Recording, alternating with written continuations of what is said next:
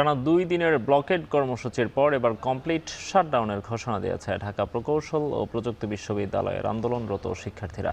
দুপুরের পর নবনিযুক্ত ভিসি ক্যাম্পাসে আসবেন এমন গুঞ্জনে আবারও উত্তাল হয়ে ওঠে ক্যাম্পাস। বিস্তারিত জানাতে গাজীপুরের ডুয়েট ক্যাম্পাস থেকে সরাসরি যুক্ত হচ্ছেন সহকর্মী ইফতেখার রহমান। ইফতেখার, ক্যাম্পাসে শিক্ষার্থীদের কমপ্লিট শাটডাউন কর্মসূচি নিয়ে কেমন উত্তেজনা বিরাজ করছে জানাবেন।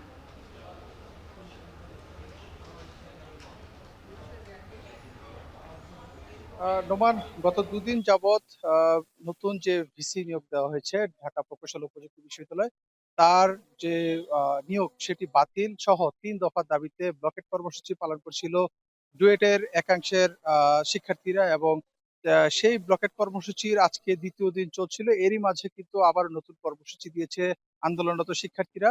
কিছুক্ষণ আগে শিক্ষার্থীদের পক্ষ থেকে জানানো হয়েছে, যতক্ষণ পর্যন্ত তাদের দাবি আদায় না হবে ততক্ষণ পর্যন্ত এবার এখন থেকে কমপ্লিট শাটডাউন ঘোষণা করেছে পুরো ক্যাম্পাস। এবং এই এটি মূলত ঘোষণা করা হয়েছে দুপুরের পরে, অর্থাৎ বিকেলের দিকে। কারণ দুপুরে এর আগে সকালের দিকে কিন্তু যে গাজীপুর মেট্রোপলিটন পুলিশ কার্যালয়ের সভাকক্ষে সেখানে ডুয়েটের বিভিন্ন অনুষদের যারা ডিন রয়েছেন, প্রভোস্ট এবং হলের যারা প্রধান রয়েছেন প্রত্যেককে এবং শিক্ষক যারা রয়েছেন সবাইকে নিয়ে নতুন উপাচার্য সেখানে একটি জরুরি বৈঠক করেন। এবং সেই বৈঠকের পরে গুঞ্জন ছড়িয়ে পড়ে যে তিনি শিক্ষকদেরকে নিয়ে তিনি ক্যাম্পাসে আসবেন। এবং এই খবরটি যখন ক্যাম্পাসে ছড়িয়ে পড়ে তখনই কিন্তু শিক্ষার্থীদের মধ্যে একটি উত্তেজনা ছড়িয়ে পড়ে। এবং এক পর্যায়ে শিক্ষার্থীরা আমরা দেখতে পেয়েছি জড়ো হয়ে তারা ক্যাম্পাসের যে মূল ফটকটি রয়েছে সেই মূল ফটকটি গত 2 দিন যাবৎ বন্ধ রয়েছে, সেখানে আবার নতুন করে তারা বিভিন্ন ধরনের আসবাবপত্র, লোহার জিনিসপত্র সহ পানির ট্যাঙ্কি সহ বিভিন্ন জিনিস দিয়ে তারা সেখানে ব্যারিকেড দিয়েছেন। এবং তারা যে কোনো মূল্যে